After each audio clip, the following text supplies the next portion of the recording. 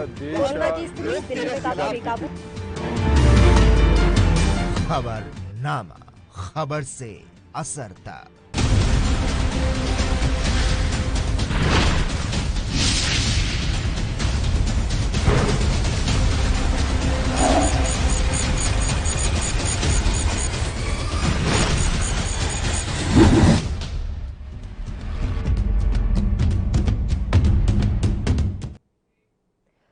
नमस्कार, ये NB news देख रहे हैं आप। मैं हूं आपके साथ पल्लवी राजपूत और हमारे खास कार्यक्रम खबरनामा में आप सभी का स्वागत है। और चलिए अब शुरुआत कर लेते हैं खबरनामा की।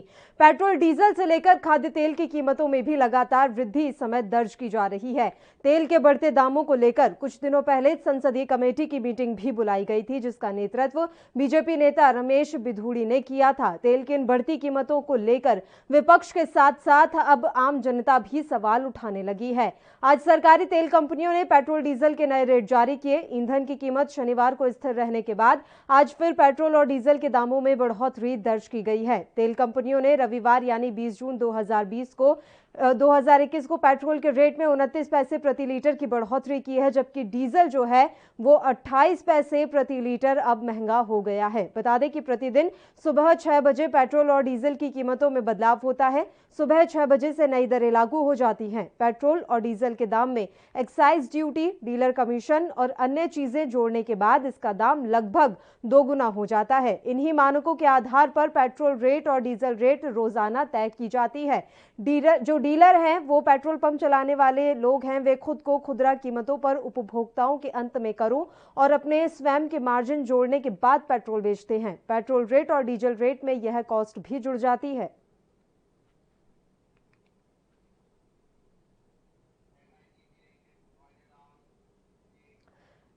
चलिए देश की राजधानी दिल्ली की हम बात कर लेते हैं। तो दिल्ली में शनिवार को पेट्रोल की कीमत 96 रुपए 93 पैसे प्रति लीटर और डीजल के दाम 87 रुपए 69 पैसे प्रति लीटर पर टिके रहे। इस पर दिल्ली वासियों की प्रतिक्रिया इस समय आप सुनिए। तो काफ़ी ज़्यादा पड़ता है, मतलब मेरे हिसाब से तो आम आदमी के लिए अफोर्डेबल टाइप तो है नहीं। जैसे कि 100 तो मतलब मेरे को लेजिट प्राइस लगता नहीं है, बहुत ज़्यादा कर दिया है। पहले 70-80 होता था, तो जितने भी मतलब रोज़ाना के आदमी, आम आदमी, मिडिल क्लास आदमी है, वो हर कोई आप देखते हो बाइक पे ही जाता है, तो उनके लिए मतलब फीजिबल था। बट अब 100 मेरे हिसाब से बिल्कुल भी फीजिबल नहीं है। और जहाँ तक कि कार्स की बात है, तो इंसान अब कार में जाते हुए मतलब सोचेगा कि क्या करना चाहिए, क्योंकि पेट्रोल का प्राइस तो मतलब मेरे हिसाब से काफ़ी ज़्यादा है पहले से। तो काफ़ी फ़र्क पड़ रहा है। I think as I said government should control these rates, right. बहुत ज़्यादा टैक्सेस हैं सेंट्रल के, स्टेट गवर्नमेंट के, वो ओवरऑल इम्पैक्ट कस्टमर्स के ऊपर आता है। I think this must be controlled, क्योंकि ओवरऑल बजट काफ़ी इफेक्ट होता है। बढ़ती महंगाई ने कोरोना काल में लोगों की दोहरी परेशानी बढ़ा दी है। पेट्रोल डीजल के दाम आसमान छू रहे हैं, जिससे लोगों की जेब अब ढीली होने लगी है। इस पर पंजाब के लोगों की प्रतिक्रिया भी आप सुनिए। बहुत महंगाई हुई है। पहले 500-600 का डलाते थे, पूरे महीने चल जाता था अपने हिसाब से। अब इतना महंगा हो गया, 100-200 रुपए का पेट्रोल पता ही नहीं लगता है। इतनी सारी चीज़ें तो महंगी हो गई हैं डीजल की वजह से, पेट्रोल की डीजल वजह से। मैं तो यही कहूँगा कि थोड़ा बहुत रेट कम होना चाहिए इसका। आपको कितना लगता है कि कितना होना चाहिए? मेरे हिसाब से 70-75 रुपये ठीक है रेट। इतना 100 रुपये लीटर तो हर कोई दुखी है इतने समय। डीजल पेट्रोल के दाम सुन के टंकी पे आके उस पहले मीटर देखता है, बाद को तेल डलाता है, क्या रेट होगा। आने जाने में बहुत दिक्कतें हैं। जो आप मान लो 100 रुपये का तेल डलाते थे, हफ्ता 10 चल जाता था। आज 100 रुपये का तेल 2 दिन 4 दिन नहीं चलता है। पेट्रोल का रेट बहुत ज़्यादा बढ़ गया हुआ है, तो आने जाने में दिक्कत होती है। जैसे कि पेट्रोल का रेट 60 से 80 के बीच में होना चाहिए, तो काम का आगे नहीं चल रहे हैं, तो इसी कारण पेट्रोल का रेट भी बहुत ज़्यादा बढ़ चुका है, तो आने जाने में दिक्कत बहुत हो रही है। इतना भी पेट्रोल डीजल इतनी महंगाई हो चुकी है कि हमारे गरीब आदमी के पास इतने पैसे नहीं होते। तो जो नौकरियां, प्राइवेट नौकरी जितनी भी थी, सारे नौकरी वाले जवाब दे रहे हैं। आज 3-3, 4-4 महीने वेले बैठा दिए हैं। गरीब किसी के पास भी कोई पैसा नहीं, पैदल जाना पड़ता है। पैदल जाएंगे तो काम कैसे करें। रिहाई के अंतर्गत जो डीजल पेट्रोल के दाम बढ़ने से हर आदमी का, जन जन का जो बजट है वो हिल गया। कोई भी सामान है उसका अल्टीमेटली जो वजन है वो पेट्रोल और डीजल के ऊपर आता है। ट्रांसपोर्टेशन से तो हर कोई इस बढ़ती महंगाई से परेशान है। बढ़ती महंगाई ने कोरोना काल में लोगों की दोहरी परेशानी बढ़ा दी है। पेट्रोल डीजल के दाम आसमान छू रहे हैं, जिससे लोगों की जेब पर अब साफ तौर पर असर पड़ने लगा है। तेल के बड़े दामों ने माल ढुलाई की कीमत भी बढ़ा दी है। इन हालातों पर विपक्ष की प्रतिक्रिया भी आप सुनिए। बढ़ रहा है, बढ़ा तो मनमोहन जी के टाइम पे था जब वो प्रधानमंत्री थे। 45 रुपए लीटर जो है डीजल के रेट से अभी कहां बढ़ रहा है। तब तो ये बड़ी हाय तौबा मचा रहे थे सारे भाजपाई।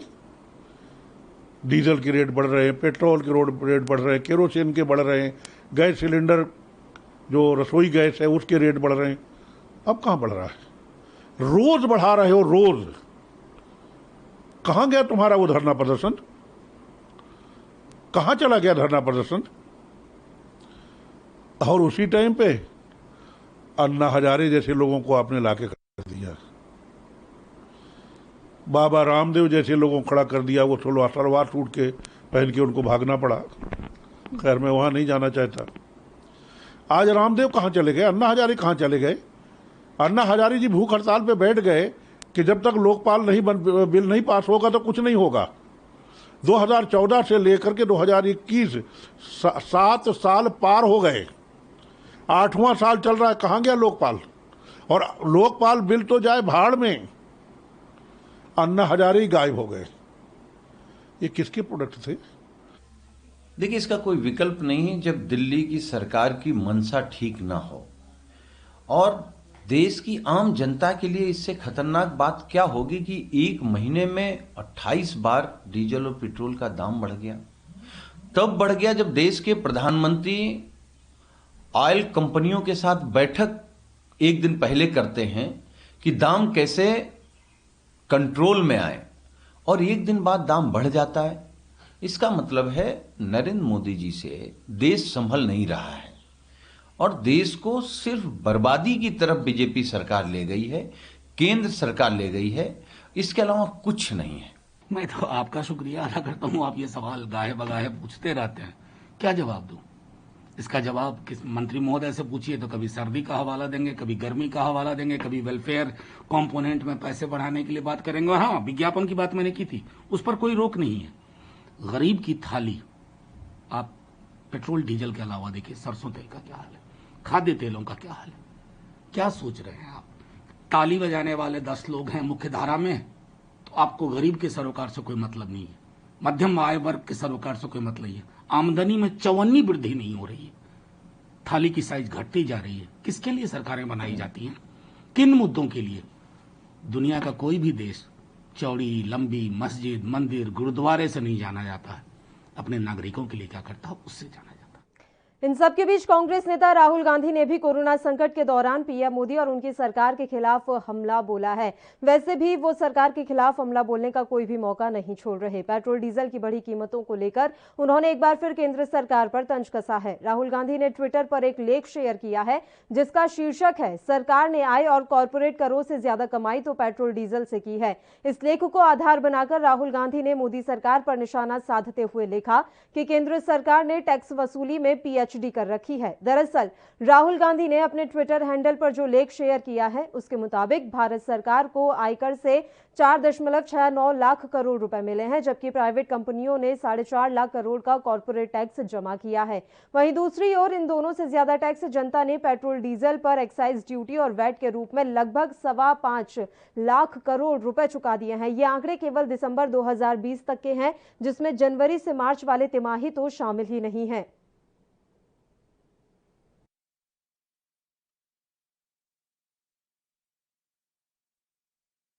तो पेट्रोल डीजल की बढ़ती कीमतों ने इस समय हर जगह हाहाकार मचाया हुआ है। हर कोई सरकार से ये सवाल कर रहा है कि कोरोना के काल में जनता को राहत देने के बजाय उन पर ये अतिरिक्त बोझ आखिर क्यों पड़ रहा है। और इस पूरे हालातों को लेकर ग्राफिक्स के जरिए हम कुछ जानकारी आप तक पहुंचाते हैं कि फिलहाल पेट्रोल डीजल की जो महानगरों में कीमत है वो क्या है। तो ग्राफिक्स आप अपने टेलीविजन स्क्रीन पर इस समय देख सकते हैं। कुछ ग्राफिक्स आप तक हम पहुंचा रहे हैं। दिल्ली, मुंबई, कोलकाता, चेन्नई में पेट्रोल डीजल के दाम इस समय क्या बने हुए हैं, ग्राफिक्स के जरिए इस समय आप देख देख सकते हैं और खाद्य तेल जो है उनके दामों में भी इस समय आग लगी हुई है। ये तो आंकड़े ही बताते हैं कि सरसों तेल का खुदरा मूल्य पिछले साल 12 जून को 132 रुपए किलो था, जो अब इस साल 12 जून को बढ़कर 181 रुपए किलो हो गया है। मूंगफली के तेल की कीमत इस साल 12 जून को 200 रुपए किलो थी, जबकि एक साल पहले इसी दिन की कीमत की बात करें तो 179 रुपए प्रति किलो थी। वनस्पति तेल की कीमत इस साल 12 जून को 142 रुपए प्रति किलो, जबकि एक साल पहले इसकी कीमत 106 रुपए प्रति किलो थी। वहीं सोयाबीन तेल की कीमत पिछले साल 12 जून को 117 रुपए प्रति किलो, जबकि इस साल 12 जून को 159 रुपए रही। सूरजमुखी तेल की कीमत 12 जून को 193 रुपए प्रति किलो रही, जबकि पिछले साल की इसी तारीख को यह 128 रुपए थी। पाम ऑयल भी इसी तरीके से जो है बढ़ गया है, 12 जून को 130 रुपए प्रति किलो इसकी कीमत रही है। और अब ये आप देख लीजिए कि सब्जी के क्या कुछ दाम है। आलू जो पहले 10 से 12 रुपए में मिलते थे प्रति किलोग्राम, अब वो 20 से 30 रुपए प्रति किलोग्राम में मिल रहे हैं। महंगाई की मार किस तरीके से जनता पर पड़ रही है। प्याज जो 20 रुपए प्रति किलोग्राम मिलते थे, अब 40 से 50 रुपए जगह जगह इस तरह से अलग अलग शहरों के अलग अलग दाम हैं, लेकिन लगभग इसी तरह के दाम बने हुए हैं सब्जियों पर भी। अब टमाटर की भी बात कर लेते हैं हम। 10 से 15 रुपए किलोग्राम मिलने वाला टमाटर अब 20 से 40 रुपए प्रति किलोग्राम पर बिक रहा है। महंगाई की मार जनता पर पड़ रही है। भिंडी जो है पहले कभी 20 रुपए किलोग्राम पर मिलती थी, अब हाल के दिनों में 40 से 50 रुपए प्रति किलोग्राम इसका दाम बना हुआ है। अलग अलग शहरों के हिसाब से अलग अलग दाम है, लेकिन इसी बीच में दाम बने हुए हैं 40 से 50 रुपए। तोरई के भी दाम कुछ इसी तरीके से बने हुए हैं, 40 से 50 रुपए प्रति किलोग्राम, जो कि कभी 20 रुपए प्रति किलोग्राम में मिलती थी। पेट्रोल डीजल की बढ़ती कीमतों ने सब्जियों में भी आग लगाई है, क्योंकि माल ढुलाई का जो खर्चा है वो ज्यादा बढ़ गया है। लौकी भी अब 40 रुपए के आसपास ही मिल रही है, कभी 20 रुपए में भी आपको लौकी मिल जाती थी, लेकिन अब इसके लिए भी आपको ज्यादा दाम चुकाने पड़ेंगे। सीताफल की बात कर लेते हैं तो सीताफल भी 20 रुपए किलोग्राम के आसपास ही मिलता था, अब 30 से 40 रुपए आपको इसकी कीमत चुकानी पड़ेगी अगर आपको ये अपने घर में अपनी थाली में चाहिए तो। बैंगन की बात कर लें तो ये भी कभी 20 रुपए प्रति किलोग्राम तक मिल जाता था, अब 40 रुपए के आसपास इसकी कीमत बनी हुई है। तो कुल मिलाकर बात बस इतनी सी है कि जो महंगाई है वो बढ़ती जा रही है और लोगों की जो थाली है वो छोटी होती जा रही है। थाली छोटी होने से हमारा मतलब ये है कि महंगाई इतनी ज्यादा बढ़ गई है, तो लोगों ने अपने खाने पीने में अब कटौती करना शुरू कर दिया है। सब्जियां जो हैं उनके दाम इतने ज्यादा बढ़ गए हैं, तो लोग अब कम सब्जियों का इस्तेमाल कर रहे हैं और उनकी थाली लगातार छोटी होती जा रही है। ये हम देख पा रहे हैं और समझ भी पा रहे हैं कि जब जब पेट्रोल डीजल की कीमतों में आग लगती है तो अन्य सामानों पर भी जो मूल्य है वो बढ़ जाता है, क्योंकि माल ढुलाई का जो खर्चा है वो अपने आप बढ़ता है और इस वजह से तमाम चीजों के दाम बढ़ जाते हैं। कुछ ग्राफिक्स भी हमने आप तक पहुंचाए हैं और अभी आपने टेलीविजन स्क्रीन पर देख पा रहे हैं खाद्य तेल के दामों में भी आग लगी हुई है। किस तरीके से एक साल के अंदर का ये रिकॉर्ड हम आप तक पहुंचा रहे हैं कि कैसे सिर्फ एक साल के अंदर खाद्य तेलों की कीमतों में आग लग गई और इतने ज्यादा महंगे हो गए हैं ये खाद्य तेल जो है। ना सिर्फ पेट्रोल डीजल, खाद्य तेल के दामों में भी इस समय आग लगी हुई है। सब्जियां महंगी हो गई हैं, राशन का सामान महंगा हो गया है और इसका सीधा असर लोगों की जेब पर पड़ रहा है, रसोई पर पड़ रहा है। अब खैर बार बार बात यही कही जाती है कि कोरोना का काल चल रहा है और महंगाई बढ़ना स्वाभाविक है, क्योंकि वैक्सीनेशन का कार्यक्रम भी चल रहा है और ना जाने किस किस तरह की दलीलें यहाँ पर दी जाती है, जो कि आपने मनोज झा की प्रतिक्रिया में भी सुना कि वो बता रहे थे कि सरकार के नुमाइंदे क्या कुछ दलीलें देते हैं महंगाई को लेकर। लेकिन बात बस यही है कि इन दलीलों के पीछे बेचारी जनता क्या करे, जनता आखिरकार पिस ही रही है। और खबरनामा में आज इसी मसले पर हम चर्चा करेंगे, बस उससे पहले एक छोटे से ब्रेक के लिए यहाँ रुक रहे हैं, फौरन हाजिर होंगे।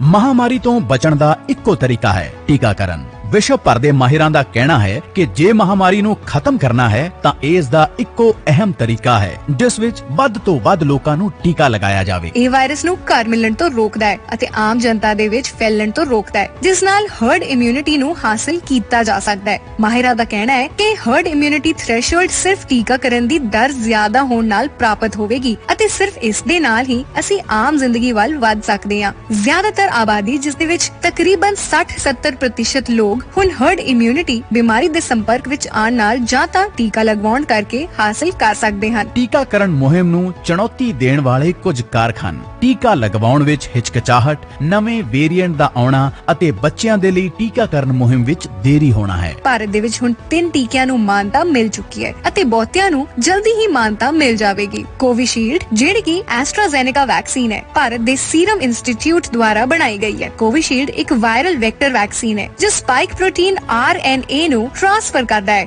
ਜੋ ਸੈੱਲ ਦੁਆਰਾ ਸਪਾइक प्रोटीन ਉਤਪਾਦਨ ਨੂੰ ਉਤੇਜਿਤ ਕਰਨ ਲਈ ਇਮਿਊਨ ਪ੍ਰਤੀਕਿਰਿਆ ਨੂੰ ਟ੍ਰਿਗਰ ਕਰਦਾ ਹੈ। ਕੋਵੈਕਸੀਨ ਭਾਰਤ ਦੇ ਅੰਦਰ ਬਣੀ ਹੋਈ ਵੈਕਸੀਨ ਹੈ ਜੋ ਭਾਰਤ ਬਾਇਓਟੈਕ ਦੁਆਰਾ ਤਿਆਰ ਕੀਤੀ ਗਈ ਹੈ। ਇਹ ਇੱਕ ਇਨਐਕਟੀਵੇਟਡ ਵੈਕਸੀਨ ਹੈ, ਜਿਸ ਦਾ ਮਤਲਬ ਹੈ ਕਿ ਇਹ ਮਰੇ ਹੋਏ ਕੋਰੋਨਾ ਵਾਇਰਸ ਨਾਲ ਬਣਿਆ ਹੈ, ਜੋ ਕਿ ਇਸ ਨੂੰ ਲਗਾਉਣ ਲਈ ਸੁਰੱਖਿਅਤ ਬਣਾਉਂਦਾ ਹੈ। ਅਤੇ ਸਭ ਤੋਂ ਨਵਾਂ ਹੈ ਰੂਸ ਦਾ ਬਣਾਇਆ ਹੋਇਆ ਸਪੁਤਨਿਕ V ਵੈਕਸੀਨ। ਇਹ ਇੱਕ ਠੰਡੀ ਕਿਸਮ ਦੇ ਵਾਇਰਸ ਇਸਤੇਮਾਲ ਕਰਦਾ ਹੈ ਜੋ ਕਿ ਨੁਕਸਾਨ ਰਹਿਤ ਹੋਣ ਲਈ ਬਣਾਇਆ ਗਿਆ ਹੈ। ਕੋਰੋਨਾ ਵਾਇਰਸ ਦੇ ਇੱਕ ਛੋਟੇ ਜਿਹੇ ਹਿੱਸੇ ਨੂੰ ਕੈਰੀਅਰ ਦੇ ਰੂਪ ਵਿੱਚ ਸਰੀਰ ਤੱਕ ਪਹੁੰਚਾਉਂਦਾ ਹੈ। ਟੀਕਾਕਰਨ ਹੀ ਤੁਹਾਨੂੰ ਅਤੇ ਤੁਹਾਡੇ ਪਰਿਵਾਰ ਨੂੰ ਬਚਾਉਣ ਦਾ ਇੱਕੋ ਇੱਕ ਤਰੀਕਾ ਹੈ ਅਤੇ ਜਦੋਂ ਟੀਕਿਆਂ ਦੇ ਪ੍ਰਭਾਵ ਬਾਰੇ ਚਰਚਾਵਾਂ ਹੋ ਰਹੀਆਂ ਹਨ ਤਾਂ ਮਾਹਿਰ ਇਸ ਗੱਲ ਨੂੰ ਲੈ ਕੇ ਸਾਫ਼ ਹਨ ਕਿ ਸਭ ਤੋਂ ਵਧੀਆ ਟੀਕਾ ਉਹੀ ਹੈ ਜਿਹੜਾ ਇਸ ਸਮੇਂ ਤੁਹਾਡੇ ਲਈ ਉਪਲਬਧ ਹੈ। ਪੰਜਾਬ ਸਰਕਾਰ ਦੁਆਰਾ ਲੋਕ ਹਿੱਤ ਵਿੱਚ ਜਾਰੀ।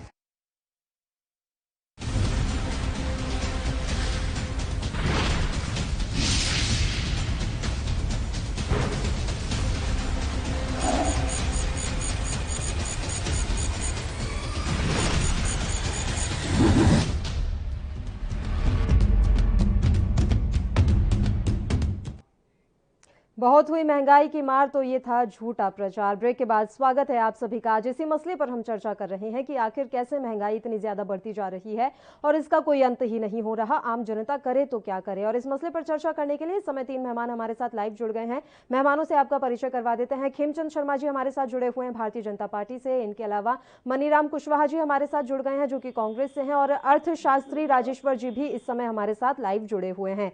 तीनों ही मेहमानों का स्वागत करती हूँ ANB न्यूज पर। शुरुआत खेमचंद शर्मा जी आपके साथ ही करना चाहेंगे। बहुत हुई महंगाई की बार, अब की बार मोदी सरकार। सर, पेट्रोल 105 रुपए के बाद अब क्या करें सरकार? देखिए, पेट्रोल बढ़ा है, हम सभी जानते हैं और इसके पीछे अंतर्राष्ट्रीय रिश्ते हैं। इसके पीछे हमारी स्टेट या हमारा सेंटर, आप ये बोलो कि सेंटर का सीधा रोल है तो बिल्कुल गलत है। और जो हम टैक्स देते हैं आपके टीवी के माध्यम से मैं सभी दर्शकों को बता देना चाहता हूँ, अगर 100 रुपए का पेट्रोल है तो लगभग 40% के आसपास टैक्स सेंटर को जाता है और सीधा 30% के आसपास टैक्स स्टेट को जाता है और 4% के आसपास डीलर। अब इसमें कैश यहाँ पे है 40% जो 42% जो हिस्सा है वो स्टेट का है। अगर मैं 100 रुपए से 40 रुपए के पास आया उसमें से 40% मतलब लगभग स्टेट के पास जाता है। तो 18-19 तो सबसे बड़ा शेयर है सर, एक तो आपकी आवाज क्लियर नहीं आ रही है। जितना मुझे समझ में आ रहा है उस हिसाब से आप ये कहना चाह रहे हैं कि सबसे ज्यादा हिस्सा जो है स्टेट को जा रहा है। हम आपके पास पहुंचेंगे, एक बार दोबारा आपका फोन पैच करवा लेते हैं सर। अब ठीक है आवाज जी, एक बार वापस आप रिपीट कर दीजिए सर अपनी बात, क्योंकि आपकी आवाज बहुत ज्यादा कट रही थी। अब आवाज ठीक है? जी सर, बताइए। मेरा कहने का मतलब है कांग्रेस दो मुही है। सबसे ज्यादा शेयर जो टैक्सेज में स्टेट्स का है। कैसे मैं आपको बताऊं, आप मान लीजिए 100 रुपए लीटर पेट्रोल है, 100 रुपए लीटर पेट्रोल है, उसमें से 40% जो टैक्स है वो सेंटर का होता है, मतलब 40 रुपए। लेकिन 40 रुपए में से 42% सेंटर को स्टेट को देना पड़ता है, मतलब 42% का मतलब सीधा हो जाता है 19 से 20 रुपए टैक्स वो स्टेट को जा रहा है। और स्टेट पेट्रोल और डीजल पे सीधा भी 19% टैक्स लेती है। तो स्टेट के पास 80 से 40 रुपए पर लीटर उनके पास कलेक्शन आ रही है और जबकि सेंटर के पास 20 से 21 रुपए बचते हैं और सेंटर उस 20 से 21 रुपए का उपयोग वो हमारी सिक्योरिटी के लिए करती है, हमारे जो फ्री वैक्सीनेशन ड्राइव कर रही है उसके लिए करती है, हमारे जितने भी संसाधन है, हमारा इंफ्रास्ट्रक्चर डेवलपमेंट है उसके लिए कर रही है, सबसे इसमें बड़ा जो फ्री राशन का काम कर रहा है उसके लिए करती है। लेकिन स्टेट के पास 40 रुपए का कलेक्शन है, स्टेट उसमें से कम कर सकती है। अगर कांग्रेस सीरियस है तो राजस्थान में पेट्रोल डीजल के दाम गिरा सकती है, महाराष्ट्र में डीजल के दाम गिरा सकती है, वो वैसा छत्तीसगढ़ में कर सकती है, पंजाब में डीजल और पेट्रोल के दाम गिरा सकती है, लेकिन वो स्टेट के शेयर को कम नहीं करना चाहते, लेकिन झूठ बोल के, अनर्गल बात करके वो मोदी जी पे जरूर आरोप प्रत्यारोप लगाते हैं। अगर आप सच्चे हैं, अगर आपकी बातों में लॉजिक है, तो आप अपने स्टेट में कम करके दिखाओ और बताओ कि ये प्रैक्टिकल है, ये लॉजिकल है। दूसरी बात हमें समझनी पड़ेगी, आज जो पेट्रोल डीजल के प्राइस हैं वो अंतर्राष्ट्रीय कीमत के हिसाब से तय होते हैं, उसमें सेंट्रल गवर्नमेंट का कोई भी लेना देना नहीं है। सेंट्रल गवर्नमेंट उसमें कोई भी हस्तक्षेप नहीं करती। जिस तरीके से अंतर्राष्ट्रीय बाजार में रेट कम होते हैं, ज्यादा होते हैं, उसी के हिसाब से कंपनी अपना प्राइस तय करती हैं। अब रही बात कांग्रेस की या अपोजिशन पार्टी की, उनको अपने गिरेबान में झांकना चाहिए और उसके हिसाब से फिर बात करनी चाहिए। वैसे ही आप देखेंगे टीएमसी की नेता ममता दीदी हैं, अपने यहाँ पे टैक्स नहीं कम करना, लेकिन केंद्र पे आरोप प्रत्यारोप लगाना। केंद्र से उनको फ्री वैक्सीन भी चाहिए, फ्री राशन भी चाहिए। केंद्र सिक्योरिटी का भी काम देखता है, केंद्र सुरक्षा का काम भी देखता है, लेकिन अपने यहाँ पे टैक्स कलेक्शन भी ज्यादा है, उसको कम भी नहीं करना और फिर भी राजनीति करना। इसको दो मुहिम राजनीति कहते हैं, इसको गंदी राजनीति कहते हैं। ठीक है राजेश्वर जी, मैं आपकी एक प्रतिक्रिया चाहूंगी। मनीराम जी आपके पास आएंगे, लेकिन उससे पहले एक प्रतिक्रिया मुझे राजेश्वर जी की भी चाहिए। आपने सुनी होंगी सर तमाम बातें खेमचंद शर्मा जी की। वो कह रहे हैं कि जो भी इनकम होती है या टैक्स होता है वो ज्यादा जो है राज्यों के पास जाता है, और उनके हिसाब से जो भी उन्होंने गणित बताया। आप एक अर्थशास्त्री हैं सर, आपकी प्रतिक्रिया मैं इस पर जरूर चाहूंगी कि खेमचंद शर्मा जी ने जो गणित बताया है वो गणित कितना सटीक बैठता है। गणित में खो जाना चाहूँ, अगर आप देखिए जो है सीधे स्टेट सेंट्रल गवर्नमेंट के पास जाता है और लगभग 20% 20 रुपए के आसपास जो शेयर होता है स्टेट गवर्नमेंट के पास जाता है। तो एक लंबा चौड़ा शेयर जो होता है सेंट्रल गवर्नमेंट का। ये कुछ कहना ऐसा मुझे लगता था चाहते हैं कि जो जीएसटी का जो कुछ कंपनसेशन या जो स्टेट गवर्नमेंट के पास जाता है उसकी कुछ बताना चाहते हैं। लेकिन अल्टीमेटली बात क्या, अल्टीमेटली बात 2-3 चीजें समझने की बात समझिए कि माननीय जो हमारे पेट्रोलियम मंत्री जी हैं श्री प्रधान जी, वो एक बार कभी कह रहे थे कि इंटरनेशनल प्राइस इसको गवर्न करती है। अभी शर्मा जी भी बता रहे थे। फिर उन्होंने कहा कि हमारा भी कुछ हक है उसमें, हम जो पैसे तेल कंपनी से कमा रहे हैं या ऑयल कंपनियां कमा रही है, कलेक्शन कर रहे हैं, उससे हम आपको फ्री वैक्सीनेशन के लिए दे रहे हैं। इसका मतलब आप जो इंटरनेशनल प्राइस से गवर्न नहीं हो रहे हैं। तो जो 2-3-4 बार स्टेटमेंट बदलते रहते हैं, फैक्ट ये है कि लगभग 4-4.5 लाख करोड़ रुपए का सेंट्रल गवर्नमेंट ने एक्स्ट्रा टैक्स जो है दिया है। तो एक्स्ट्रा टैक्स की जो कमाई हुई है सेंट्रल गवर्नमेंट की हुई है, और सेंट्रल गवर्नमेंट अपना घाटा पूरा करने के लिए सारा का सेंट्रल और स्टेट गवर्नमेंट, मतलब मैं नहीं कर रहा हूँ स्टेट गवर्नमेंट का, क्योंकि दिक्कत क्या होगी, न तो स्टेट गवर्नमेंट के पास में रेवेन्यू सोर्स ज्यादा रखे, न सेंट्रल गवर्नमेंट के पास रखे। जीएसटी से लेके इनकम टैक्स कलेक्शन इनकी बहुत अधिक कम है, मतलब 100 रुपए की जगह आज की डेट में 50 रुपए की कमाई नहीं है, तो 50 रुपए की कमाई और लाइबिलिटी बहुत है। वो जो सच बात है शर्मा जी, क्योंकि शर्मा जी एक आपस की स्टेट और कांग्रेस और बीजेपी की बात करते हैं, हम लोग जो बात करते हैं आम जनता की बात करते हैं। आम जनता के ऊपर बहुत हैवीली टैक्स पड़ रहा है। कुछ हैवीली टैक्स पड़ने के लिए पहले भी कई लोगों ने कहा कि पूरे परिस्थितियों को टेस्ट में ला लो, कम से कम ये तो हो जाए कि सेंट्रल गवर्नमेंट जो उसको मैनेज कर रही है, टैक्स का रेट स्ट्रक्चर मैनेज करे सेंट्रल गवर्नमेंट, मतलब जीएसटी काउंसिल है, जीएसटी का रेट मैनेज कर रही है। और स्टेट, अब स्टेट गवर्नमेंट के मतलब रेवेन्यू सोर्सेज होगी तो रेवेन्यू कहाँ से लाएगी, उनकी अपनी दिक्कत है। सेंट्रल की अपनी दिक्कत है, उनके पास रेवेन्यू नहीं, अल्टरनेट जो सोर्सेज इनके हैं वो उसके पर ज्यादा नहीं जाते। अगर हम बाकी चीजों के बारे में हम बाद में बात करेंगे, पीटीवी रॉयल का क्या है, दूसरे चीजों में इम्पोर्ट ड्यूटी कितनी करती है, तो ऐसे बहुत से फैक्टर हो गए हैं जिससे आम जनता बिक रही है। और कहीं ना कहीं प्राइमा फेसी जो भी लॉकडाउन का एक्ट है, लॉकडाउन 2005 का एक्ट जो है, इसमें लॉकडाउन कराया जाता है, तो सारी पावर सेंट्रल गवर्नमेंट के पास है और उसका इफेक्टिव कंट्रोल सेंट्रल गवर्नमेंट अपनी रिस्पॉन्सिबिलिटी से बच नहीं सकती, न बचना चाहिए। और उनके जो प्रवक्ता हैं उन्हें भी कम से कम, और आपस में तो आप राजनीति जो भी कर लीजिए, उनके आप जो है क्या कहते हैं जल्ले पे मत छिड़किए कि सेंटर का कम कर ले, स्टेट आप भी तो कम कर लो, आप उनको कह दो कम कर देंगे, आप डाउन कर दो, आपका सारी पावर तो है, अब करो ना कट डाउन आप, क्योंकि आपको भी पता है स्टेट के रेवेन्यू के जो रिसोर्सेज है बड़े लिमिटेड है, और आप जो सेंटर के जीएसटी के रिसोर्सेज जो आपको शेयर करना है वो शेयर करने में दिक्कत हो रही। जो आपने पहले प्रोमिसेस किए थे वो प्रोमिसेस स्टेट के साथ पूरा नहीं कर पा रहे। बात बीजेपी और कांग्रेस की नहीं है, बात हर स्टेट की है। हर स्टेट के रेवेन्यू के रिसोर्सेज जैसे सेंट्रल के ड्राइड अप है, स्टेट के भी ड्राइड अप है, उसमें कहीं ना कहीं से पूरी जो प्लानिंग है और जो एक लोडिंग का फैक्टर है, जो पेट्रोल और डीजल पे सारा का सारा लोड प्रॉफिट प्रॉफिट कमाने का, टैक्स कमाने के लिए कह रहा है, मेरे हिसाब से किसी भी इकोनॉमिक हिसाब से बड़ा गलत है और इनह्यूमन है। मतलब जो ह्यूमनिटी से भी बियॉन्ड हो गया है कि आप लगातार कर रहे हैं और आप उसके लिए ऐसे ऐसे तर्क देते हैं जो बहुत ज्यादा डाइजेस्ट नहीं होते हैं। ऑयल कंपनियां अपने हिसाब से पेट्रोल या डीजल के दाम तय करती हैं या नहीं करती हैं, आपका कहीं ना कहीं उसमें से है और अल्टीमेटली उसका भी प्रॉफिट घूम फिर के आपके पास ऑयल कंपनी का प्रॉफिट भी सेंट्रल गवर्नमेंट और के अभी पास बात आता बस है। इतनी सी है सर, कोरोना का काल चल रहा है, लोगों के पास रोजगार रहा नहीं है, तो उन्हें कुल मिलाकर बस यही दिखाई देता है कि उनकी जेब पर जो है अतिरिक्त बोझ पड़ रहा है। अब उसके पीछे की वजह क्या है क्या नहीं है वो उन्हें समझ नहीं आ रहा, वो परेशान है। मेन बात बस ये है। मैं आपके पास आना चाहूंगी मनीराम जी, आपकी क्या इस पर प्रतिक्रिया है? अभी राजस्थान की सरकार सबसे ज्यादा वैट लगा रही है, तो आप राज्य स्तर पर उन्हें राहत दे सकते हैं। हालांकि राजेश्वर जी की मैं अगर बात मानूं तो वो ये कह रहे हैं कि राज्य सरकारों के पास आय का स्रोत इतना ज्यादा होता नहीं है, तो इसलिए राजस्थान सरकार वैट कम नहीं कर रही। पूरे देश में सबसे ज्यादा वैट राजस्थान सरकार ने लगाया हुआ है।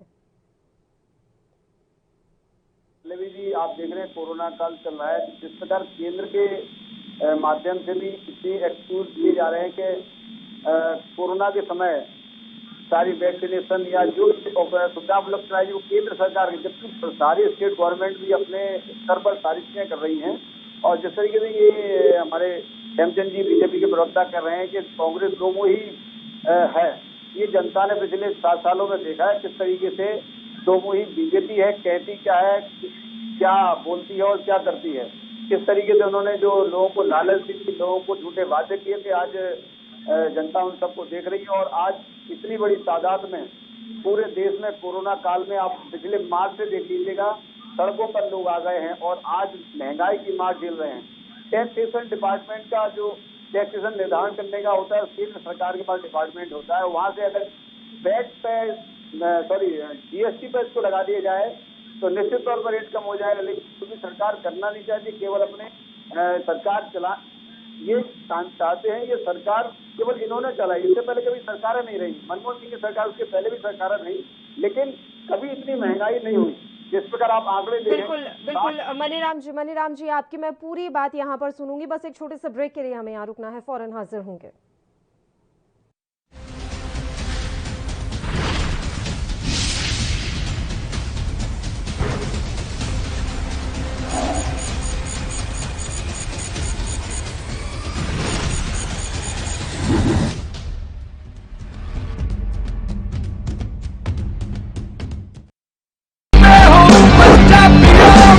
रूरल कोरोना वॉलंटियर्स कह के एक 7 ਬੰਦਿਆਂ ਦਾ ਗਰੁੱਪ ਹਰ ਪਿੰਡ ਦੇ ਵਿੱਚ ਬਣਾਇਆ ਜਾਏ ਔਰ 7 ਮੈਂਬਰ ਦਾ ਗਰੁੱਪ ਆਪਣੇ ਪਿੰਡਾਂ ਦੇ ਵਿੱਚ ਘੁੰਮੇ ਔਰ ਇਹਦੇ ਵਿੱਚ ਉਹਨਾਂ ਨੂੰ ਐਮਫਸਾਈਜ਼ ਕਰਨਾ ਚਾਹੀਦਾ ਹੈ ਟੈਸਟ ਕਰੋ ਜੈਸੇ ਮੈਂ ਤੁਹਾਨੂੰ ਦੱਸਿਆ ਜਿੱਥੇ ਫਿਰ ਅਗਰ ਕੋਈ ਪੋਜ਼ਿਟਿਵ ਨਿਕਲਿਆ ਉਹ ਕਿਹਨੂੰ ਮਿਲਿਆ ਉਹਨੂੰ ਟ੍ਰੇਸ ਕਰੋ ਕਿ ਜਾ ਕੇ ਦੇਖੋ ਕਿ ਕਿਹਨੂੰ ਮਿਲਿਆ ਉਹਨੂੰ ਵੀ ਟੈਸਟ ਕਰੋ ਔਰ ਫਿਰ ਜਿਹੜੇ ਕੋਵਿਡ ਪੋਜ਼ਿਟਿਵ ਨੇ ट्रीट करो 3 T's test trace and treat ये चीज़ा अगर आप कर सकिए तो तुसी देखो ये अपने पिंड और मोहल्ले कंट्रोल आ सकती है।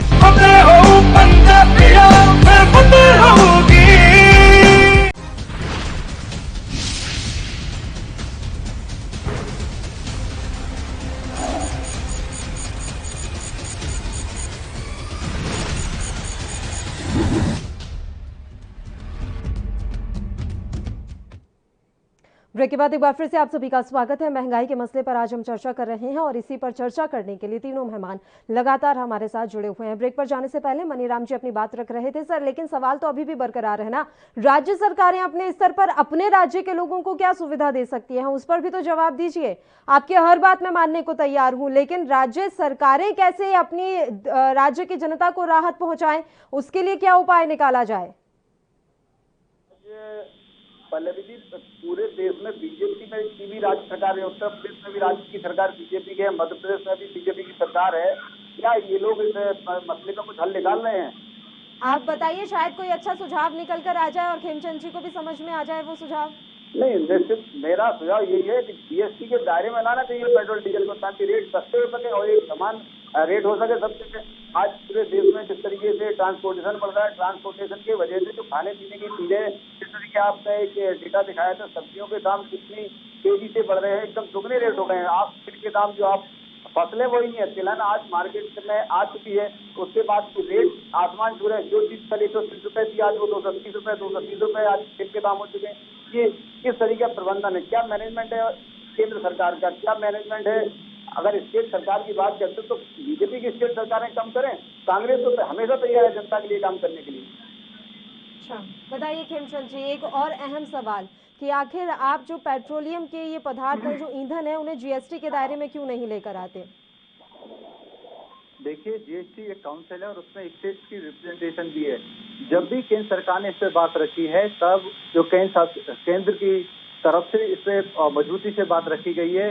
कांग्रेस की जितनी भी शासित स्टेट हैं, इससे पीछे हट जाती हैं, बात नहीं करती, क्योंकि उनको पता है जैसे ही इसको हम जीएसटी में लाएंगे तो स्टेट का जो रेवेन्यू वो कम हो जाएगा, इनकी आय कम हो जाएगी, बाकी जगह से आय कर नहीं पाते, इसलिए पीछे हट जाते हैं। बाहर ये दूसरों को कुछ कहते हैं, लोगों को कुछ कहते हैं, लोगों को बरगलाते हैं। अब मैं आपको पुणे बता दूं, जो मैं कैलकुलेशन कर रहा था, लोगों को भैया मैंने आपको डिस्टर्ब नहीं किया, आपको डिस्टर्ब नहीं किया। एक सेकंड मनीराम जी, उनकी बात हमारे जो अभी जो कह रहे थे, मैं अपने मित्र को फिर से उनसे अनुरोध करना चाहूंगा, भैया दो चीज को डिफरेंट रखिए। एक, जो टैक्सेस लग रहे हैं उसमें से कितना केंद्र को मिल रहा है, कितना राज्यों को मिल रहा है, और क्यों रेट बढ़ रहे हैं। रेट अंतर्राष्ट्रीय जो कीमत है उसकी वजह से बढ़ रहे हैं। जो टैक्सेस हैं, केंद्र को जो टैक्स मिलता है, जो 1 जून के हिसाब से दिल्ली में यदि मैं कैलकुलेट करूंगा तो एक हाइपोथेटिकल 100 रुपए ले रहा था, कुछ स्टेट में 100 से ज्यादा, कुछ स्टेट में कम है। अगर दिल्ली का दूं तो दिल्ली में केंद्र के साथ 32 से 33 रुपए आता है, उसमें से 13 रुपए स्टेट का पार्ट होता है। मैं फिर से रिपीट कर रहा हूँ, मित्र, 13 रुपए स्टेट का पार्ट होता है, और 21 रुपए स्टेट को सीधा सीधा वैट भी मिलता है। तो 21 और 13 इनके पास 34 रुपए का हो जाता है, और केंद्र के पास कितने बचते हैं? 19 रुपए। कुछ स्टेट के पास वो 34 रुपए 40 रुपए तक भी है, जैसे राजस्थान, तो वहां पे जो हिस्सा है 40 से ऊपर भी है कुछ स्टेट में, वो स्टेट के पास आ जाता है। तो स्टेट चाहे अगर जो ये राजनीति करते हैं टीवी पे आके, तो अपना 10 रुपए तक की प्राइस कम कर सकती हैं। अगर इनको लगता है कि पॉसिबल नहीं है तो इनको टीवी पे आके राजनीति नहीं करनी चाहिए, इनको धरना प्रदर्शन नहीं करना चाहिए। अरे सुनो भैया, आंसर देता हूँ, बीजेपी की सरकार पे आंसर देता हूँ, अब सुन लीजिए, अब सुन लीजिए ना, अब सुन लीजिए। पहले तो सबसे पहले ये है कि जो राजनीति कर रहे हैं, जो प्राइस कम करवाने की बात कर रहे हैं, उनको करके दिखाना चाहिए। अगर नहीं कि इस समय राज्यों के रिसोर्स कम है, कि राज्यों के रिसोर्स कम है तो वो सब्सिडी नहीं दे सकते, टैक्स नहीं कर सकते। जब ये समस्या स्टेट में है तो ये समस्या दूसरे स्टेट में भी है। आप बीच में डिस्टर्ब करके बात को भटकाने की लटकाने की कोशिश ना करें। अगर आपकी नियत सही है तो कम करके दिखाएं, नहीं नियत सही है और आपको लगता है पॉसिबल नहीं है तो आप बरगलाएं नहीं। रही केंद्र की बात, मैंने आपको बोला था यूटिलाइजेशन, केंद्र के पास मात्र 19 रुपए के आसपास खर्चे हैं। एक सेकंड मनीराम जी, 2 मिनट दीजिए, 2 मिनट दीजिए सर, मैं 2 मिनट को मजबूत करने के लिए उपयोग में हो रहा है। सर खेमचंद जी आपकी बात मान ली, केंद्र के पास जितनी भी आय आ रही है, केंद्र के पास जो कुछ भी आ रहा है, वो आप लोगों को राहत पहुंचाने के लिए ही उसका इस्तेमाल कर रहे हैं। लेकिन महंगाई बढ़ रही है, इस बात पर तो आप अग्री करेंगे सर। आपके पेट्रोल डीजल वाला गणित भी हम समझ गए और उसको हम मान भी लिए। शर्मा जी बात तो सुनिए सर, अगर आप कह रहे हैं पेट्रोल डीजल को लेकर आप जो भी कह रहे हैं वो हम मान भी ले रहे हैं और हम जानते हैं ऐसा ही हो रहा होगा, लेकिन अन्य चीजों पर भी तो दाम बढ़ रहे हैं, वो कैसे कंट्रोल होंगे? अल्टीमेटली दाम तो हर चीज के बढ़ रहे हैं, ईंधन पर दाम बढ़ता है तो हर चीज पर दाम बढ़ जाते हैं। किया है कि हम गरीबों को भूखा नहीं सोने देंगे। बिल्कुल, तभी आंकड़े उठा के देखिए कितने लाखों लोग भूख के मारे मर गए, कितने लाखों लोग मर गए। अगर कहीं भूख से मर रहा है तो वो जिम्मेदारी स्टेट की है। भूख से स्टेट की जिम्मेदारी, केंद्र की तो कोई जिम्मेदारी नहीं। 80 करोड़ के लिए मोदी जी ने अपना साधन दिया है। पल्लवी जी देर 80 करोड़, क्या मैं रिकॉर्ड के साथ कह रहा हूँ? अगर मैं गलत कह रहा हूँ तो पल्लवी जी आप मेरे को इंटरवेन करें। 80 करोड़ इसका मतलब 60% भारतीयों के लिए फ्री में राशन की व्यवस्था की गई है और ये कांग्रेस हल्ला मचाती है। 9 महीने पिछली साल दिया था और आपकी बार भी 9 महीने के लिए है। अरे ठीक है मनीराम जी, आपके पास ही आ जाते हैं हम। ठीक है, आपके पास ही आ जाते हैं। एक मिनट, अब आप दोनों एक बार शांत हो जाइए। एक मेरे को प्रतिक्रिया लेने दीजिए। अर्थशास्त्री लगातार हमारे साथ जुड़े हुए हैं, राजेश्वर जी। राजेश्वर जी, आप बातें तमाम सुन रहे हैं। अभी दो बात निकल कर आ गई। जीएसटी पर लाने की जब बात की जाती है तो बीजेपी शासित जो हैं, अभी हमारे साथ बैठे हुए हैं जो बीजेपी के प्रवक्ता, वो कह रहे हैं कि कांग्रेस शासित राज्य पीछे हट जाते हैं। वो चाहते ही नहीं है कि ईंधन जो है जीएसटी के दायरे में आए, जबकि सरकार चाहती है कि आ जाए। इस पर आपकी प्रतिक्रिया, अगर वाकई में ईंधन जो पेट्रोलियम पदार्थ है उन्हें जीएसटी के दायरे में ले आते हैं तो कितनी राहत मिल जाएगी लोगों को?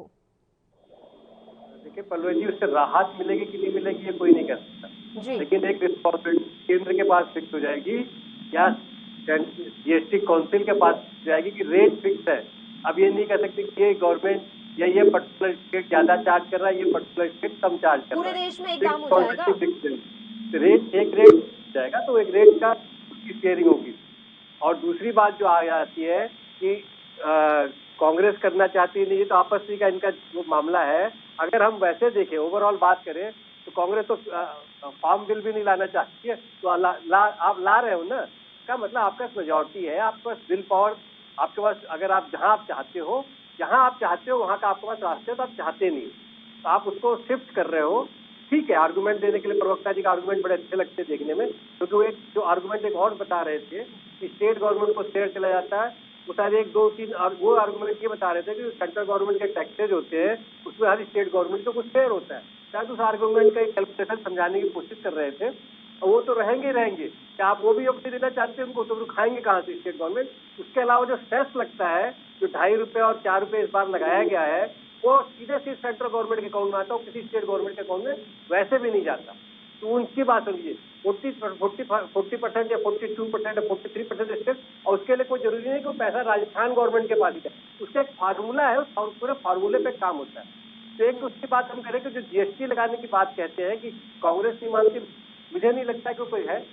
जीएसटी लगा देना कोई सॉल्यूशन नहीं है, लेकिन कम से कम एक रिस्पॉन्सिबिलिटी फिक्स होने का एक तरीका है कि सेंट्रल गवर्नमेंट जो बार बार ही कहना चाहती है, जीएसटी काउंसिल जो बार बार ही कहता है ये स्टेट गवर्नमेंट अपनी मर्जी से कर रही है, वो स्टेट गवर्नमेंट अपनी मर्जी से कर रही है, तो हम नहीं करें। स्टेट गवर्नमेंट का दिक्कत समझ लीजिए, ऐसा नहीं कि कांग्रेस विरोध कर रही है, बीजेपी रन स्टेट गवर्नमेंट विरोध कर रही है। कारण तो जीएसटी के जो शेयर इन्होंने वादा किया था, जब एक्ट लाया गया था, रात में 12 बजे घंटे बजा करके, तब एक वादा किया गया था कि हम आपको इतने रुपए शेयर देंगे, इतना इंक्रीज देंगे, वो आज की डेट में सबके सब गया। तो जो स्टेट गवर्नमेंट को लगता है कि जो हमें पहले टैक्स वैट के नाम से, सेल टैक्स के नाम से लेते थे, वो भी अब मिलना बंद हो गया, और वो पैसा भी सेंट्रल गवर्नमेंट अपने हिसाब से हमें दे रही है, या जीएसटी काउंसिल में क्योंकि दबदबा इनका है कि जीएसटी काउंसिल में दबदबा बना के वो पैसे भी हमें देने से किसी न किसी बहाने से मना कर देती। तो अप्रेंशन स्टेट गवर्नमेंट के पास तो ये है।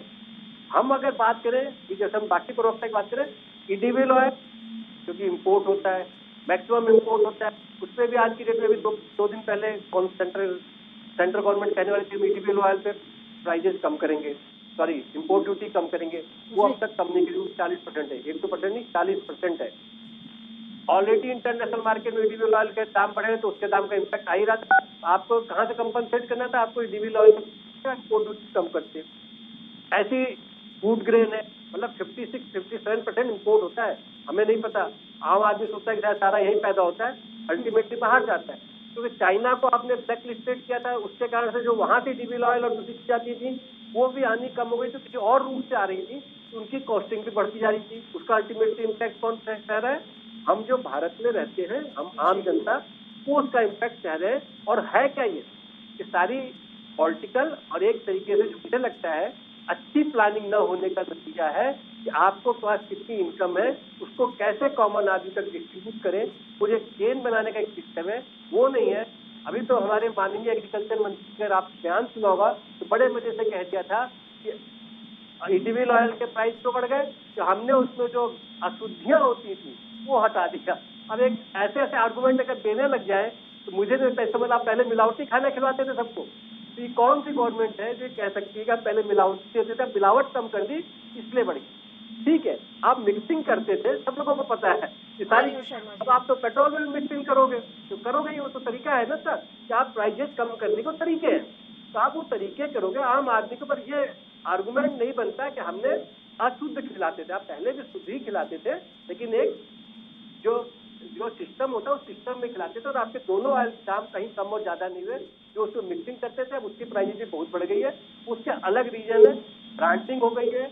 इंटरनेशनल जो कमोडिटी मार्केट है उसमें जो कमोडिटी में ट्रेड होने लग गया है उनमें भी ऑलरेडी ब्रांडिंग होने लगी।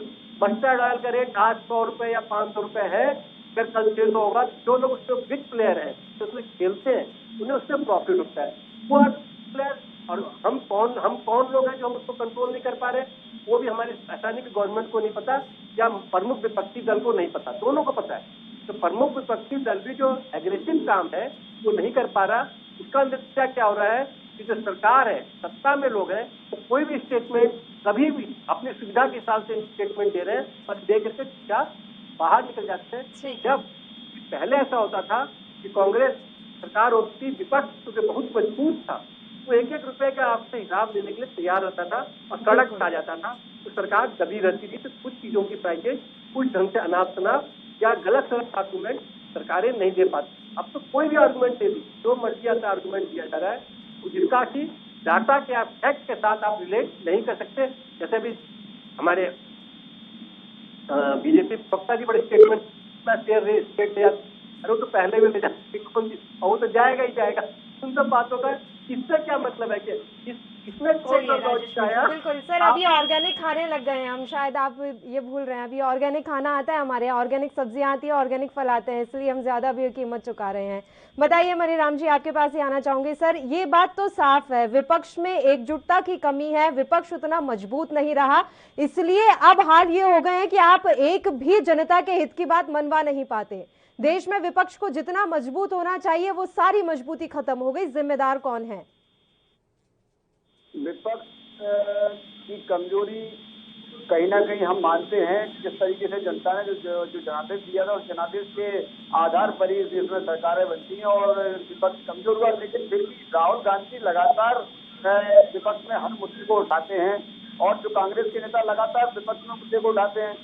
लेकिन जैसा ध्यानचंद जी ने कहा था कि आज 80 करोड़ लोगों को हमने राशन दिया, तो आप समझ लीजिए 80 करोड़ लोगों को हैंड टू माउथ कर दिया। आज 80 करोड़ लोग उस दशा में आ गए हैं महंगाई के मारे। अगर राशन नहीं मिलेगा तो निश्चित तौर पे आज वो इस दुनिया वाले सर, मैं तुरंत लौट रही हूँ आपके पास। इस वक्त की एक बड़ी खबर से अपने दर्शकों को हम रूबरू करवा देते हैं, जो कि पंजाब से आ रही है। इस वक्त की बड़ी और अहम जानकारी, कोटकपुरा गोलीकांड का ये मामला है और इस मसले को लेकर एक बड़ी जानकारी अपडेट हम आप तक पहुंचा रहे हैं।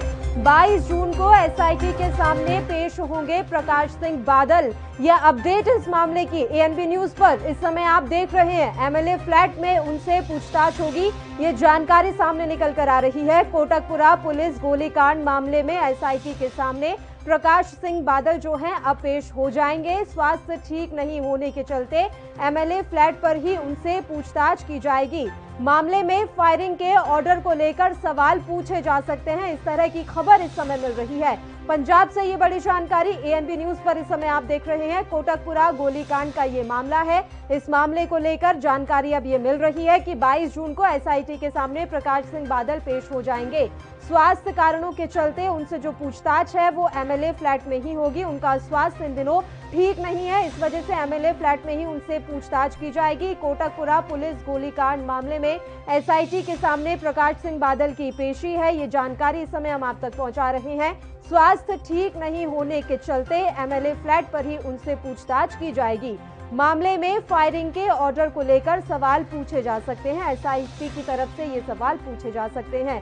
कोटकपुरा गोलीकांड का ये मामला एएनबी न्यूज पर इस वक्त की बड़ी खबर आप देख रहे हैं। इस समय 22 जून को एसआईटी के सामने पेश होंगे प्रकाश सिंह बादल। जानकारी मिल रही है कि एमएलए फ्लैट पर ही उनसे पूछताछ होगी। इससे पहले भी उनसे पूछताछ होनी थी, उन्हें पेश होना था, लेकिन स्वास्थ्य कारणों के चलते उनसे पूछताछ नहीं हो पाई।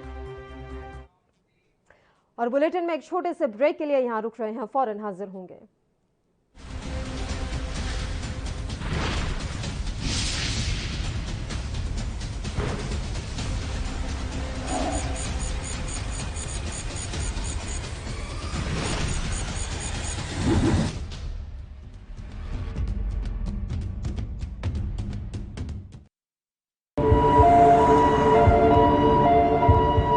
ਜਿਵੇਂ ਭਾਰਤ ਦੇ ਵਿੱਚ ਇੱਕ ਦਿਨ ਵਿੱਚ ਕੋਰੋਨਾ ਵਾਇਰਸ ਦੇ ਲੱਖਾਂ ਕੇਸ ਰਿਕਾਰਡ ਹੋ ਰਹੇ ਹਨ ਤਾਂ ਨਾਗਰਿਕਾਂ ਦਾ ਇਹ ਫਰਜ਼ ਬਣਦਾ ਹੈ ਕਿ ਉਹ ਆਪਣਾ ਧਿਆਨ ਰੱਖਣ ਅਤੇ ਸਿਹਤ ਢਾਂਚੇ ਦੇ ਭਾਰ ਨੂੰ ਘਟਾ ਸਕਣ। ਪਰ ਹੁਣ ਜਦੋਂ ਦੂਜੀ ਲਹਿਰ ਚੱਲ ਰਹੀ ਹੈ ਤਾਂ ਜੇਕਰ ਲੋਕਾਂ ਨੇ ਆਪਣਾ ਧਿਆਨ ਨਾ ਰੱਖਿਆ ਤਾਂ ਮਹਾਮਾਰੀ ਦੇਸ਼ ਦੇ ਵਿੱਚ ਲੰਬੇ ਸਮੇਂ ਤੱਕ ਚੱਲੇਗੀ। ਪਰ ਜ਼ਿੰਮੇਵਾਰ ਵਿਵਹਾਰ ਕਿਹੜਾ ਹੈ? ਬਹੁਤ ਆਸਾਨ ਹੈ, ਮਾਸਕ ਲਗਾਓ। ਜਦੋਂ ਘਰੋਂ ਨਿਕਲਣ ਲੱਗੋ ਹਮੇਸ਼ਾ ਮਾਸਕ ਲਗਾ ਕੇ ਨਿਕਲੋ। ਹੁਣ ਦੂਰਾ ਮਾਸਕ ਲਗਾਉਣ ਦੀ ਸਲਾਹ ਵੀ ਦਿੱਤੀ ਜਾਂਦੀ ਹੈ। ਦੂਰਾ ਮਾਸਕ ਵਾਇਰਸ ਦੇ ਵਿਰੁੱਧ ਇੱਕ ਮਜ਼ਬੂਤ ਰੁਕਾਵਟ ਦਾ ਕੰਮ ਕਰਦਾ ਹੈ। ਜਦੋਂ ਬਾਹਰ ਹੁੰਦੇ ਹੋ ਤਾਂ ਬਾਕੀਆਂ ਨਾਲੋਂ 6 ਫੁੱਟ ਦੀ ਦੂਰੀ ਬਣਾ ਕੇ ਰੱਖੋ। ਖੁਦ ਨੂੰ ਅਤੇ ਬਾਕੀਆਂ ਨੂੰ ਸੁਰੱਖਿਅਤ ਰੱਖੋ। ਭੀੜ ਭਾੜ ਵਾਲੀਆਂ ਥਾਵਾਂ ਅਤੇ ਘੱਟ ਹਵਾਦਾਰ ਥਾਵਾਂ ਤੇ ਪਰਹੇਜ਼ ਕਰੋ। ਬੰਦ, ਗੈਰ ਹਵਾਦਾਰ ਅਤੇ ਛੱਤ ਦੇ ਥੱਲੇ ਵਾਲੀਆਂ ਥਾਵਾਂ ਜਲਦੀ ਹੀ ਕੇਂਦਰਿਤ ਹੋ ਜਾਂਦੀਆਂ ਹਨ ਅਤੇ ਇਸ ਦੇ ਨਾਲ ਉਸ ਥਾਂ ਤੇ ਮੌਜੂਦਾ ਲੋਕਾਂ ਵਿੱਚ ਇਨਫੈਕਸ਼ਨ ਦਾ ਖਤਰਾ ਵੱਧ ਜਾਂਦਾ ਹੈ। ਜਿੰਨੇ ਜ਼ਿਆਦਾ ਲੋਕਾਂ ਨਾਲ ਤੁਸੀਂ ਸੰਪਰਕ ਵਿੱਚ ਆਉਂਦੇ ਹੋ ਉਨੇ ਹੀ ਜ਼ਿਆਦਾ ਤੁਸੀਂ ਕੋਵਿਡ-19 ਦੇ ਪ੍ਰਭਾਵ ਥੱਲੇ ਆਉਂਦੇ ਹੋ।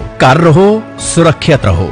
ਜਦੋਂ ਜ਼ਿਆਦਾ ਜ਼ਰੂਰਤ ਹੋਵੇ ਉਦੋਂ ਹੀ ਘਰੋਂ ਬਾਹਰ ਨਿਕਲੋ। ਸਾਫ਼ ਸਫਾਈ ਬਣਾ ਕੇ ਰੱਖੋ। ਹੱਥਾਂ ਨੂੰ 30 ਸੈਕਿੰਡ ਤੱਕ ਧੋਵੋ ਅਤੇ ਵਾਇਰਸ ਨੂੰ ਆਪਣੇ ਆਪ ਤੋਂ ਦੂਰ ਰੱਖੋ। ਆਪਣੇ ਹੱਥਾਂ ਨੂੰ ਸੈਨੀਟਾਈਜ਼ ਕਰੋ। ਇਸ ਦੇ ਨਾਲ ਵਾਇਰਸ ਨਾਲ ਦੀ ਨਾਲ ਮਰ ਜਾਂਦਾ ਹੈ। ਉਹ ਸੈਨੀਟਾਈਜ਼ਰ ਵਰਤੋ ਜਿਸ ਦੇ ਵਿੱਚ ਘੱਟੋ ਘੱਟ 60% ਐਲਕੋਹਲ ਹੋਵੇ। ਜਿਨ੍ਹਾਂ ਲੋਕਾਂ ਨੂੰ ਕੋਵਿਡ-19 ਦੇ ਲੱਛਣ ਨਜ਼ਰ ਆਉਣ ਉਹਨਾਂ ਨੂੰ ਤੁਰੰਤ ਹੀ ਆਪਣੇ ਘਰ ਵਿੱਚ ਇਕਾਂਤਵਾਸ ਹੋ ਜਾਣਾ ਚਾਹੀਦਾ ਹੈ, ਚਾਹੇ ਉਹ ਜਾਂਚ ਕਰਵਾਉਣ ਦੀ ਉਡੀਕ ਕਰ ਰਹੇ ਹੋਣ। ਹਲਕੇ ਤੋਂ ਦਰਮਿਆਨੇ ਲੱਛਣਾਂ ਵਾਲੇ ਲੋਕ ਇਲਾਜ ਦੌਰਾਨ ਘਰ ਰਹਿ ਸਕਦੇ ਹਨ ਪਰ ਉਹਨਾਂ ਨੂੰ ਆਪਣੇ ਬਾਕੀ ਪਰਿਵਾਰ ਨਾਲੋਂ ਵੱਖ ਰਹਿਣਾ ਚਾਹੀਦਾ ਹੈ। ਜੇਕਰ ਘਰ ਦੇ ਵਿੱਚ ਕੋਈ ਕੋਵਿਡ ਦਾ ਮਰੀਜ਼ ਹੈ ਤਾਂ ਘਰ ਵਿੱਚ ਬਾਕੀਆਂ ਨੂੰ ਸਾਵਧਾਨੀਆਂ ਦੀ ਪਾਲਣਾ ਕਰਨੀ ਚਾਹੀਦੀ ਹੈ ਅਤੇ ਮਾਸਕ ਦੀ ਵਰਤੋਂ ਕਰਨੀ ਚਾਹੀਦੀ ਹੈ ਤਾਂ ਕਿ ਵਾਇਰਸ ਨੂੰ ਫੈਲਾਉਣ ਤੋਂ ਬਚਿਆ ਜਾ ਸਕੇ। ਪੰਜਾਬ ਸਰਕਾਰ ਵੱਲੋਂ ਲੋਕ ਹਿੱਤ ਵਿੱਚ ਜਾਰੀ।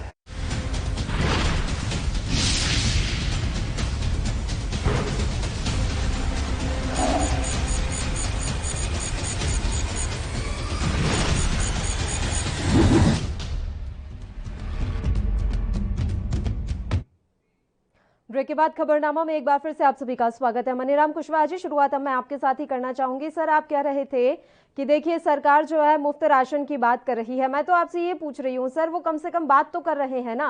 अगर कोरोना काल में हालात खराब हैं तो सरकार की तरफ से ऐलान किया गया है कि हम मुफ्त में राशन देंगे। आपको याद होगा झारखंड की सरकार ने तो मुफ्त कफन देने का वादा कर दिया था। तो मुफ्त कफन सही है या मुफ्त राशन सही है? बात हो रही है जिस तरीके से महंगाई से आज राशन जो लंबी कतारें लगती हैं, आप दुकानदारों के यहाँ कंट्रोल राशन वालों के दिखेंगे तो लंबी कतारें लगी इस तरीके से। और आज जिस तरीके परेशान कोरोना काल चल रहा है, मैं मानता हूँ कोरोना काल के दौरान ये विफलता भी सरकार की है। सरकार ने जिसकी लापरवाही से जो कोरोना काल में जितने लोग जो संक्रमित हुए, आज अगर राहुल गांधी की सलाह मानी जाती है उस समय मार्च में फरवरी में, तो निश्चित तौर पर हवाई यात्रा रोकने के बाद इस देश में कोरोना कम स्थिति में उतर। लेकिन सरकार की जो लापरवाही है उसकी वजह से आज ये देश को देखना पड़ रहा है और आज इस देश को झेलना पड़ रहा है। तो राहुल गांधी के बाद महाराष्ट्र सरकार ने क्यों नहीं मानी? हालात सुधार लेते समय पर, इतने बुरे हालात होते ही नहीं वहां पर। फिर राहुल गांधी और आप एक ट्वीट करके आपको लगता है कि सरकार जाग जाएगी? सर, आपको वाकई में ऐसा लगता है?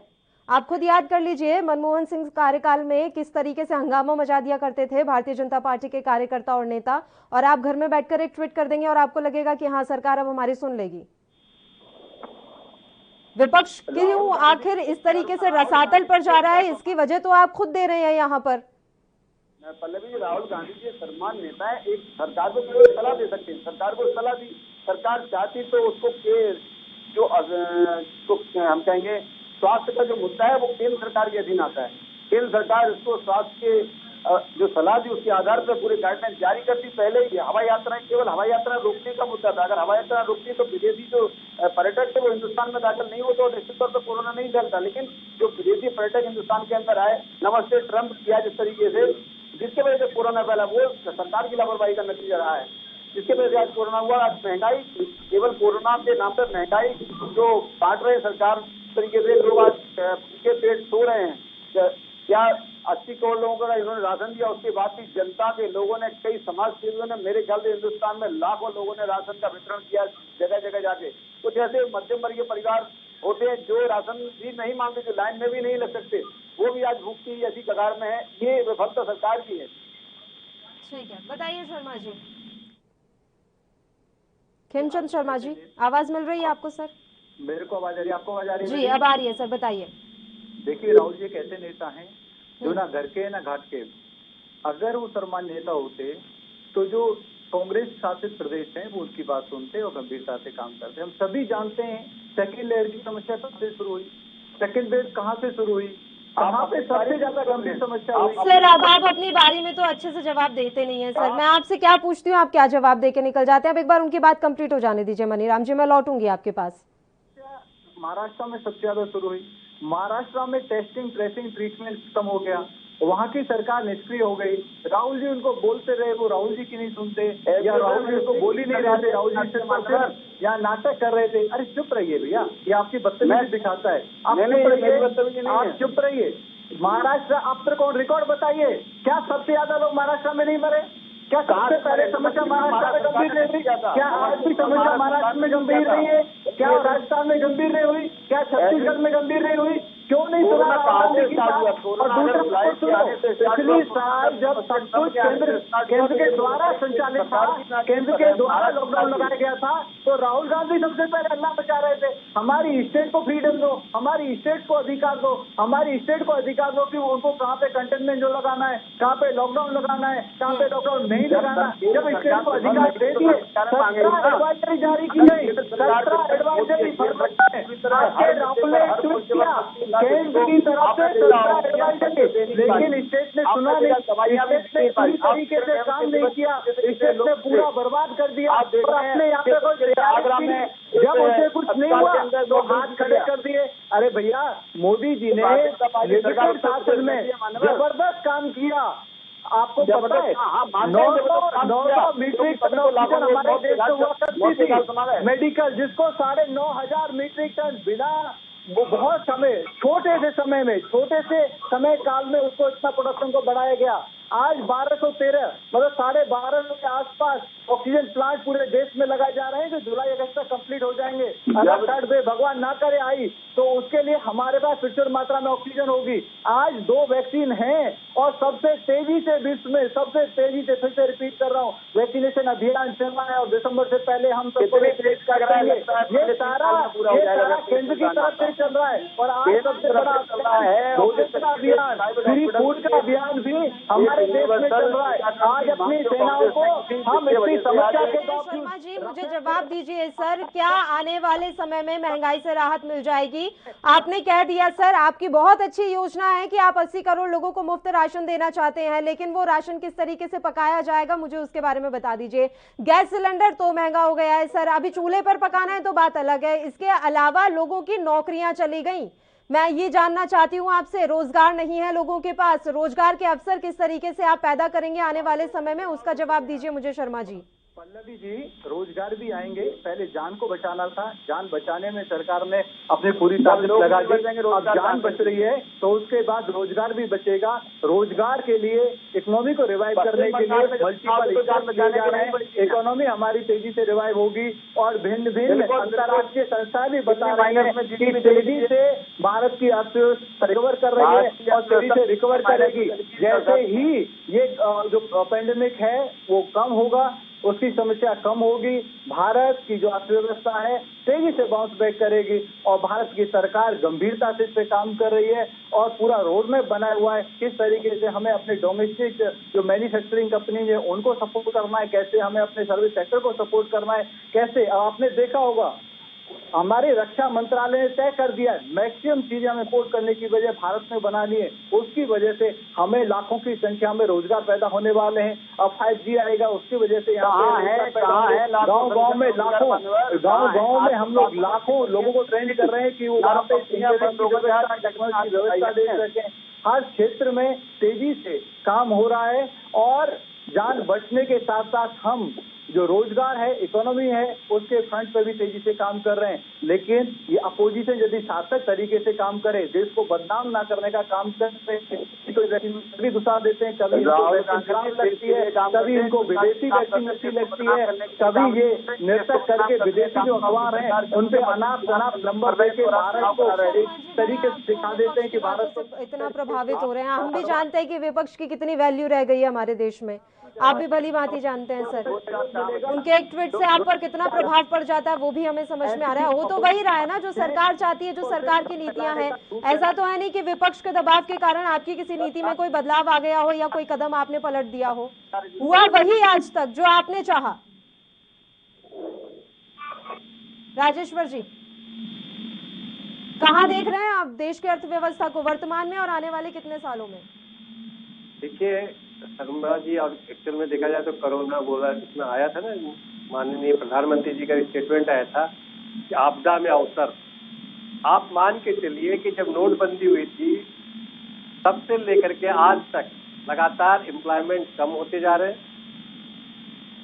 लगातार जो है बेरोजगारियां बढ़ती जा रही हैं, लगातार इंडस्ट्री आर्थिक दशा खराब होती जा रही है। कोरोना काल के कारण से कुछ चीजें उसमें बढ़ोतरी हुई। इनफैक्ट 12-13 करोड़ लोगों को बेरोजगार हो गए। और जैसे हमारे माननीय कांग्रेस के प्रवक्ता जी कह रहे हैं कि उन्होंने ट्वीट किया, तब कहीं अब क्या हुआ कि बीजेपी को भी एक है रास्ता मिल गया, वो भी उनको कहने लगे लगातार ये ट्वीट के नेता हैं, जमीन के नेता नहीं है। तो उसका इम्पैक्ट क्या होने जा रहा है धीरे धीरे कि जो जमीन पे लड़ाई लड़नी है आप उस ट्वीट से नहीं लड़ सकते। आपके पास ठीक है, आप ट्वीट भी एक सोशल मीडिया भी यूज करें, लेकिन जो जमीन पे रखोगे आपकी लड़ाई लेनी कम हो गई तो विपक्ष को जो है सत्ता पक्ष अब विपक्ष नहीं मानता। और इसीलिए सत्ता पक्ष लगातार बेलगाम होकर के जो मर्जी आता है कह रहा है और जिस भी ढंग से चलाना चाह रहा है उस ढंग से चला रहा है। न तो कहीं जमीनी हकीकत हमें लगता नहीं कि कोई रोड मैप है। एक ही दो रोड मैप होंगे जो कुछ जगह पे जाने के होंगे, जगह की सत्ता कैसे हथियानी है, किस जगह की सत्ता पे कैसे काबिज होना है। सर, विपक्ष जब तक मजबूत नहीं होगा तब तक चीजें ऐसे ही चलती रहेंगी और हालात सुधरेंगे नहीं। फिलहाल मैं आप तीनों ही मेहमानों का शुक्रिया अदा करना चाहूंगी, तमाम चर्चा करने के लिए आप हमारे साथ जुड़े। तो महंगाई लगातार बढ़ती जा रही है, अब देखने वाली बात यही रहेगी कि इस महंगाई पर किस तरीके से सरकार काबू पा पाती है। और इसी के साथ खबरनामा में भी फिलहाल के लिए इतना ही। मुझे दीजिए इजाजत। देश प्रदेश की तमाम ताजा खबरों के लिए आप बने रहिए हमारे साथ। नमस्कार।